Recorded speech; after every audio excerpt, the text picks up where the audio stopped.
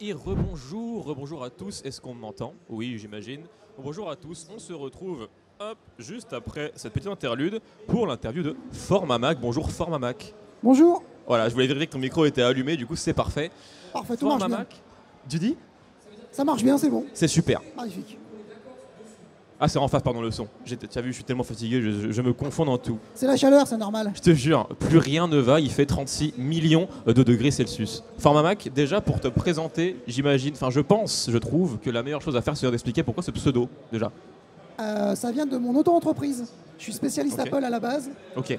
Et pour des raisons administratives françaises et pas se prendre la tête, j'ai pris ce pseudo-là. Et du coup, on ferme. Après, pour tout ce qui est facturation, choses comme ça sur Twitch, Ok. le compte est déjà créé. Il y a le numéro de SIRET, auto-entreprise. Ça évite de créer des trucs. Super. T'as pas galéré avec ça? La France, quel beau pays pour la paperasse, machin. Magnifique. Bah non, parce que ça fait déjà 15 ans, faut quand Formamac existe. 15 ans quand même, hein. Ouais, déjà, ouais. Bah, je les Ça fais gère. pas, hein, t'as vu un peu? Non, bah non, 15 Ouais. ans tu les fais pas, effectivement. Non, c'est vrai. On me le dit souvent. Non, c'est terrible de dire ça. Donc Formamac, tu fais du développement de jeux vidéo. Ouais. Est-ce que tu peux développer cet aspect-là? C'est plus du rétro, du HQL, qu'est-ce que tu fais en gros? Alors en fait, sur la chaîne Twitch Formamac, on découvre la programmation de manière simple et ludique. Ok. Avec différents contenus, donc du no-code, ça peut être aussi du Unity, ça peut être aussi de l'électronique, avec des LED, des boutons, des choses comme ça. Et c'est vraiment mettre le pied à l'étrier, susciter la créativité. En termes de game dev, c'est plutôt du rétro gaming, parce que moi, je viens de la NES, de la Mega Drive. Donc tout ce qui est pixel 2D, moi j'adore ça. Donc on fait des jeux Game Boy principalement. Mais on peut en faire après, pas forcément rétro. On a fait du Unity par exemple, donc ça c'est la 3D pure. Donc le but en fait c'est de montrer la programmation informatique sous un angle un peu différent de ce qu'on a l'habitude de voir. Un peu différent, c'est le cas de le dire. Alors quand je t'ai rencontré, c'était au salon du jeu vidéo de la Flèche, pardon, pour Ouais. ceux qui se souviennent. Je ne sais plus si je t'ai laissé au final dans le vlog que j'ai tourné à ce salon-là, parce qu'il me semble que je t'avais vlogué un petit peu, j'avais dû filmer le Mac, etc. Parce que du coup, je passe à côté des stands, donc tu avais une échoppe de jeux vidéo indépendants, et je passe à côté d'un Mac que moi je n'ai jamais vu, parce que si tu n'as pas 15 ans, moi je l'ai fait peut-être un peu plus les 15 ans, Ouais. tu vois. Et donc je passe à côté de ce Mac, un vieux Macintosh. Comment ça s'appelle exactement ce Donc, modèle c'est de Mac? un iMac de 2021. Ouais, alors, ceux qui De auront la... 2001. 2000, voilà, oui, je me disais, 2001. vachement récent. Ouais, Non, ouais, oui, non. pour ceux qui auront la référence, donc le gros truc cathodique, quoi, enfin, c'est cathodique, Ouais, on est d'accord. C'est Hein. l'iMac cathodique. C'était l'Indigo 350 MHz. Avec C'était graveur quand de même- CD. Ah, mais c'est quand même fou. Truc de dingue. Et du coup, dessus, tu codais un jeu en no, enfin, tu codais un jeu en no-code, c'est marrant dit comme ça, mais Ouais, c'était ça. C'était en no-code, c'était avec GB Studio. C'est une application gratuite en français, disponible sur Windows, Mac et Linux, pour créer des jeux Game Boy. Donc il faut respecter la résolution de l'écran, les formats audio, le nombre d'acteurs qu'on peut mettre dedans, le nombre de pixels, super. Quel enfer. Et donc, ce nombre de contraintes, t'arrives à tout passer pour faire marcher ça sur un Mac de 2001. Oui. En fait, ça passe avec un émulateur et on prend une ROM Ok. et ça tourne nickel sur un... Même l'iMac de 2001, il est tellement plus puissant que la Game Boy de 1989 que... Oui, a c'est largement ouais, ce c'est vrai qu'il que. C'est vrai que. Oh, putain, j'avoue, en fait, c'est marrant parce que maintenant, au fil des composants qui sortent, t'as vraiment. Tu sais, t'as la progression de carte graphique, on va passer de 12 à 16 gigas par exemple, t'as une progression de 20%. Mais c'est vrai Ouais. qu'à l'époque, en un an, on passait de 1 méga à 100 mégas, quoi, Ouais, sur les c'était un nouveaux truc de composants. ouf. Ouais, ouais. J'ai pas connu ça. Non. Et ouais, elle me manque ton époque, c'est fou. Et donc, est-ce que tu peux nous parler un peu de ce jeu que tu codais? C'était un projet pour Alors, une occasion c'était spéciale? en early access, oui. En fait, on fait des game jams sur la chaîne Twitch Formamac. Ok. Donc, une game jam, qu'est-ce que c'est? C'est créer un jeu vidéo à partir d'un thème qu'on connaît le premier jour, donc on ne le connaît pas avant, et on a un délai, on a un temps prédéterminé. Nous, on a à peu près un mois. Et Ok. donc, pendant un mois, on crée un jeu avec un thème qu'on ne connaît pas que le premier jour. Et celui-là, alors c'était quoi comme thème? Je sais plus. Mais t'as fini à le coder sur un Mac de 2001 en no-code. Donc, on l'a fait avec GB Studio. Ok.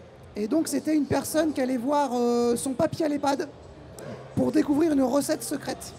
Ok. Et donc c'est une recette des pommes vertes. Ah, Le c'était beignet ça. des pommes vertes. Voilà. Donc c'est tiré du film Les beignets de tomates vertes. C'est un vrai film qui a vraiment existé. Ok. Et donc ça on le fait ensemble avec les viewers et les viewers. Donc c'est trop cool. Ça tue. Bah ouais, c'est Ouais. trop bien. T'as vraiment une vocation, du coup, comme on dit, magistrale, c'est-à-dire à apprendre des choses aux gens. L'intérêt de ta chaîne, c'est ça. C'est découvrir, apprendre, j'aime pas trop parce que ça fait trop Oui, éducation. pardon. Ouais, faire découvrir. Ouais. Ouais, de faire découvrir. Ouais. C'est vraiment le partage d'expériences, de connaissances. Et puis par exemple, eux, ils vont avoir des idées que j'aurais pas eues. Et inversement, du coup, c'est vraiment du partage sur cette chaîne Twitch. Et c'est ça qui m'intéresse en fait dans la programmation. Ok, donc t'as pas une vocation à fédérer une communauté véritablement, tu sais, commencer par exemple dans l'influence, tu sais, créer des fonds au fur et à mesure par rapport à ça, peut-être en vivre un jour, c'est pas ça que tu cherches du tout. C'est Là, véhiculer ta passion. En 2025, la chaîne Twitch fonctionne bien, donc ça Ok. fait plaisir. On a commencé à avoir des partenaires commerciaux, Ok, on a des collaborations, on a des OP de jeux vidéo, c'est fou. ça commence. Parce que c'est marrant, en fait, en général, on se dit que Twitch, c'est pas une plateforme sur laquelle tu peux émerger beaucoup, surtout aujourd'hui, par rapport à avant. Et en particulier dans le milieu du développement, c'est quand même un genre qui est pas super, on va dire, mis en avant par la plateforme. Toi, qu'est-ce qui t'a propulsé Enfin, même si je ne veux pas dire que t'es Squeezie ou Emmanuel Macron non plus, mais qu'est-ce qui t'a permis de progresser en termes d'audience sur la plateforme ou sur d'autres plateformes? Bah, en fait, c'est surtout de participer à des événements comme celui-là, Ok. par exemple, de se faire connaître, de collaborer avec d'autres personnes qui sont dans la même catégorie. C'est ça aussi qui est important. En fait, de rencontrer des gens, tout simplement. Ok. Et puis de partager des projets, de discuter, d'échanger. Je pense que c'est comme ça, le réseautage. Ouais, donc c'est au fil des rencontres. Et donc, du coup, c'est après des gens aussi que tu vas interviewer sur ta chaîne YouTube, par exemple. Ouais. Donc ça, tu l'as pas fait beaucoup. J'ai vu, tu as 15-20 vidéos sur la chaîne YouTube d'interview, il me semble. Non, il y en a vraiment très très peu. Parce qu'en fait, au début, il n'y avait pas de chaîne YouTube. Ok. Il n'y avait pas de Discord, il n'y avait pas de YouTube. C'est les viewers et les viewers en fait qui m'ont dit pourquoi t'as pas de Discord? Je sais pas. Du coup, on a créé un Discord. Après, le YouTube, c'est principalement les replays d'interviews. Parce qu'en fait, mes replays de stream, comme on est dans le partage en temps réel, regarder la vidéo de ça, on est un peu à côté finalement. Bah ouais. Du coup, je trouve que ça n'a pas d'intérêt, donc c'est principalement les interviews. Ouais. Mais c'est ça qui est intéressant aussi, il y a des gens qui sont dans l'entrepreneuriat. Il y a des gens, là j'ai rencontré ce matin une personne qui était au bar des invités, qui s'occupe en tant que bénévole, et il fait des études en informatique embarquée. Informatique embarquée? Ouais. Donc c'est tout ce qui est un peu domotique, choses comme ça. Ah d'accord, ok. Et je lui dis mais viens sur la chaîne, moi je connais pas ça. C'est passionnant de fou. Ça peut être super intéressant. Ouais. Et donc voilà, encore une occasion de découvrir des choses avec une autre personne. Ok. Toi, tu as une activité professionnelle à côté de ta chaîne Twitch, etc. Ou c'est la seule chose que tu fais? Ok. Tu fais quoi à côté? Moi je suis spécialiste Apple. Ah, donc tu y as encore, parce que moi, dans ma tête, tu l'étais avant et du coup, t'es passé à ça en termes d'activité principale, à Internet, quoi.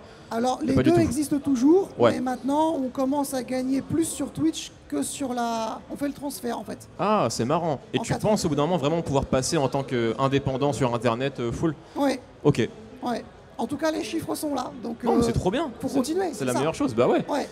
T'as un format que tu préfères entre les lives, les interviews, les vidéos, ou tu vois, ou c'est un ensemble ce que tu fais sur Internet et t'as pas vraiment quelque chose que les conventions ou alors faire du contenu de chez toi ou tu vois. Ouais, il y a vraiment, c'est vraiment un ensemble de tout qui c'est vraiment Ouais. génial. Moi j'aime bien les interviews. Ouais, c'est vrai que c'est le partage en direct. Je sens que t'es quelqu'un d'humain, que t'aimes Ouais. bien apprendre à connaître, apprendre de nouveau. T'es quelqu'un de curieux. C'est ça. Et j'essaye de transmettre ça aussi aux gens, de leur dire vous aussi vous pouvez. Et là pareil, j'ai rencontré en début de salon une personne qui n'osait pas se lancer dans l'animation 3D. Mais je lui dis mais vas-y, qu'est-ce que t'as rien à perdre, au pire t'auras appris quelque chose. Et puis c'est un métier qui est en général très autodidacte. Enfin, la Ouais. majorité des gens qui finissent animateur 3D, c'est pas des gens qui forcément font des études, tu vois. Non, Des gens qui ont bossé.